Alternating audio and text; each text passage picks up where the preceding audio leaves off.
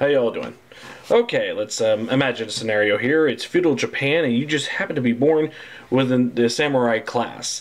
Well, being born in the class is already praise enough, but you have to kind of live up to it. So what do you do? When do you start training? What do you do as your roles between battles? What kind of weapons should you train into, and all that? What sort of things can you do that's considered proper for your class, and what is considered vulgar for the lesser classes? How do you conduct a proper tea ceremony? I mean, what do you do? Well, a book kind of answers that in Stephen Turnbull, Samurai: The Japanese Warrior's Unofficial Manual. This is part of a series of books that of unofficial manuals for different types of warriors throughout the ages. I have 3 of them: this, Viking, and Knight. There's also a Centurion. I don't know if they made any more.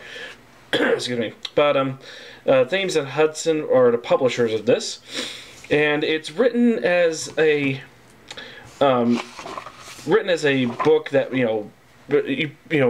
sorry.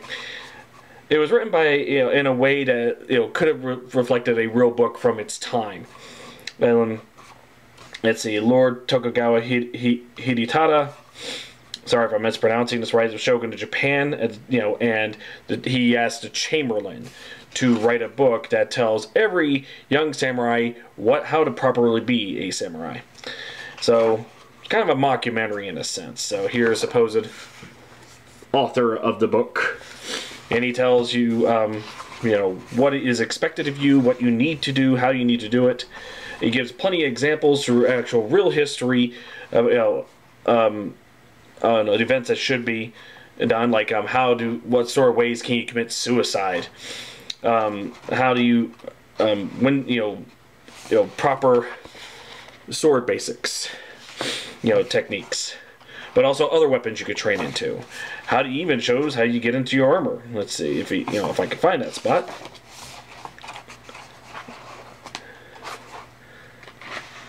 Well, I can't quite find it. But let's see. What all can a samurai do and everything. Reading this book is very very useful. Normally in pop culture, everyone loves a samurai sword.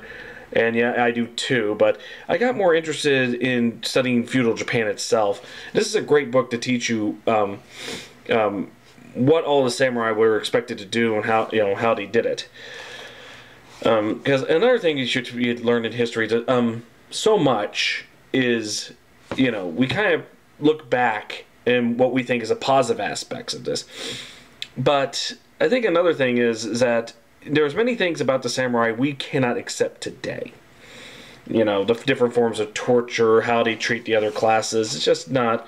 They really were the top class, and everyone was to bow down to them. So, and I think books like this really help exemplify how much has changed, both good and bad. Let's see. I'm just going to. Let's see. Like martial arts, just how good are you? One thing I found fascinating is that the arquebus, which is a huge matchlock pistol that the Japanese adopted from the Portuguese, useful, but it's considered quite vulgar for a samurai. However, the musket, on the other hand, being shorter, is fine for the samurai. He even talks about certain pastimes that samurai can do. For instance, you could go to a no theater and enjoy that, but you can't go to kabuki theater. That's considered vulgar, and not to mention they show things like problems that the samurai face in their everyday lives. Well, what's a commoner going to know about that? They shouldn't be doing that at all. Things like that. It gives a great explanation. Also, it tells you how to prepare for battle. Let's see, also, other pastimes. Let's see, I talked about the theaters, the cultivated samurai. Well, they talked about the reading list of things they can read that will inspire them to be what they need to be. Theatrical entertainment, which I just mentioned. Ink painting for pleasure or profit, particularly not fully colored, bit too vulgar. Go with the black inks and such. Football, but not the type of football you're familiar with. Either one, this is a different type of football. Board games, even gardening, particularly rock gardens, such as this. And one of the most important ones of the tea ceremony, do's and don'ts. Very important thing. It talks about how samurai are to be, how people are to treat you as a samurai, but also how you are to treat others. For instance, how is it that you treat a foreigner? You know, that he gives good advice about that. But let's see, samurai military commander. They talk about what they let's see, how to command an armies. Successful deployment of vulgar persons. How to fire an arquebus. Yes, even talk about how to do that. Even though the Chamberlain finds it vulgar, well, they haven't adopted them, so you got to know how to do, so you can lead them in to do it. Spearmen and all this, and of course the classic, the ninja. Not much to talk about that, but also talks about warrior monks. Let's see. But also, you know, how to conduct a battle. They list plenty of examples of real battles that inspired them, and you know how, you know, shows the cunning that they have and what lessons to be learned from it. Frequently asked questions about battlefield etiquette. Let me read parts of this. You know, you are now poised to engage your enemy with your sword drawn, eager to take his head.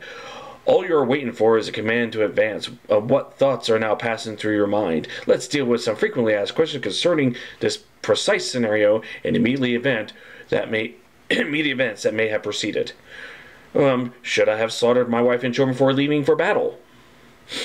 And the answer is this is rarely necessary. There has been occasions when a lord departing for what he believes will be his last battle, and fearful of the consequences that will befall his family in event of death, decides to kill all of them just for to be on the safe side. But this is by no means a universal recommendation. Another question: should I perfume my hair? Yes. Oh, yes. This will make your head so much more attractive when it is cut off. Should I play dead and then attempt to murder the victorious enemy general? Well, does sound kind of honorable. This was tried by the Kichi Mitsuchika, who concealed himself among the dead bodies of Yamazaki in 1582, and then rose up to kill Hideyoshi. It was commendable. You must decide for yourself if it is appropriate under the given circumstances. I have heard it said that challenges to individual combat are out of date. Is this in fact the case? Throughout samurai history, there has never been a more honorable way of fighting than to conduct a single combat with a worthy opponent. There is certainly less opportunity nowadays, largely owing to the vastly increased size of a typical samurai army and use of mass infantry tactics. Nevertheless, in the confusion of battle, you may well find yourself on your own with a choice of opponent. The family crest on your flag will confirm his allegiance. In his flag will confirm his allegiance, but there is no way of ascertaining this, his personal status, and so whether he is a worthy victim. Other than by inviting him to declare his pedigree, he may well be willing to do this, but remember that every second this takes provides a further opportunity for you to be shot dead by an ignoble bullet fired by a lewd and sordid person who will never dare challenge you, let alone invite you to recite your family history. Think carefully. Is it worth collecting the heads of foot soldiers? Yes. Many are brave fighters, and the number of heads you collect will be a factor in your eventual reward. Remember, however, that the example of Hojo Kawago, head collecting takes time. Might you be better employed cutting off more heads rather than collecting ones you already have? My lord has ordered me to burn down a shrine. I'm afraid of causing offense to the gods. Should I obey the orders? And this is a very tricky question. Of course you should obey orders, but when is a lord who would wish to burn down a shrine? Decades ago, this was common practice among the lords who misguidedly accepted, as true the lies and the deceits of Christianity. They were all chastised for it and received a punishment from heaven. I am sure this appalling dilemma will never arise nowadays. My lord has ordered me to perform an act of incredible bravery from which I will not return alive. What should I do? Do you really not know the answer to this question? I suspect the sentry next to me to be a ninja on account of his unusual behavior. Should I kill him? No. He may just be having a bad day. Have him arrested and beaten. That way the truth will emerge. I have been placed in command of a unit of Ronin. The enemy have charged us, and the Ronin have all run away. Should I join them? No, you are a true samurai, they are not. You must not blame yourself for errors of personal recruitment that have their origins higher up on the chain of command. Stand your ground and die bravely. Excuse me again. A fellow samurai has offered me a severed head, saying I can claim it as my own trophy if I hand over money to him. Should I accept? Certainly not. Such a worthless fellow is the very dregs of the sake barrel of life. He is probably such a rascal that the head will previously belong to some poor farmer that he had cut down. How reprehensible! I am totally surrounded by enemies. My helmet is off my head. My suit armor looks like a porcupine due to the number of arrows sticking out into it, and my sword is broken. What should I do? Turn quickly to the section headed 14 Interesting Ways to Commit Suicide in Chapter 12. This is stuff like that just makes this an enjoyable read. Looking up the author, Stephen Turnbull, who has been a consultant for a few movies, including the 47 Ronin with Keanu Reeves, which I never, wanted to watch. I think that's just, I may rent it one of these days, but I was not really interested in that. If I want to watch the 47 Ronin, I pick up a good Japanese version of the actual story of the 47 Ronin, which you should look up. It's very interesting. But he mentions Musashi Miyamoto, who is the famous sword saint, as he would later be, a man who won over 60 duels and never lost to the death. Wrote the famous book, A Book of Five Rings, or Go-Rin no Sho.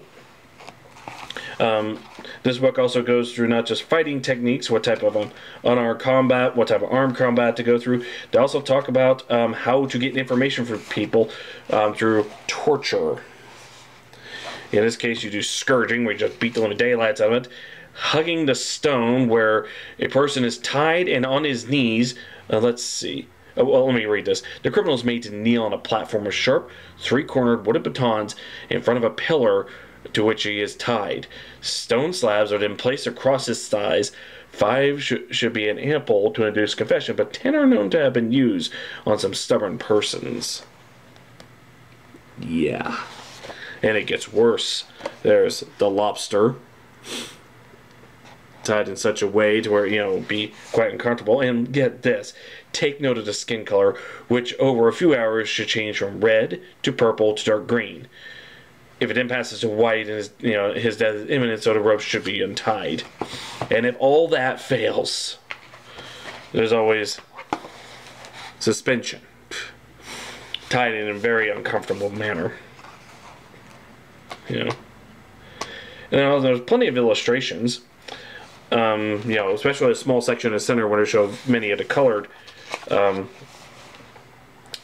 plates. This is true with the other 2 books as well, that I have.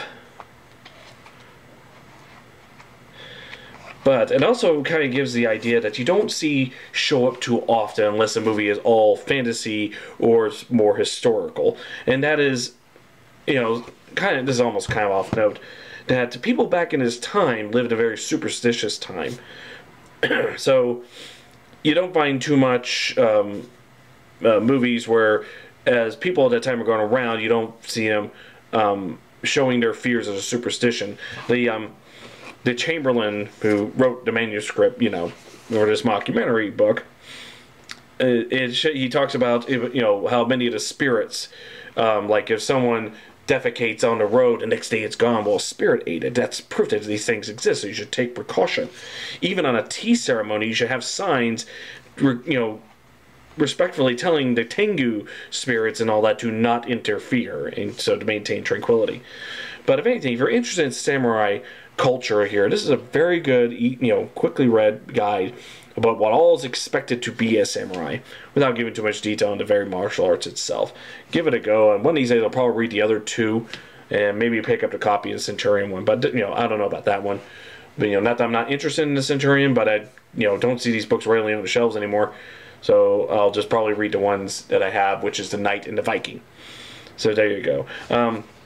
So why the samurai am I interested in? Well, I started off a young person. You watch Highlander, you saw the samurai sword, you think how awesome that sword is, and then you read all the exaggerations of how sharp and everything is.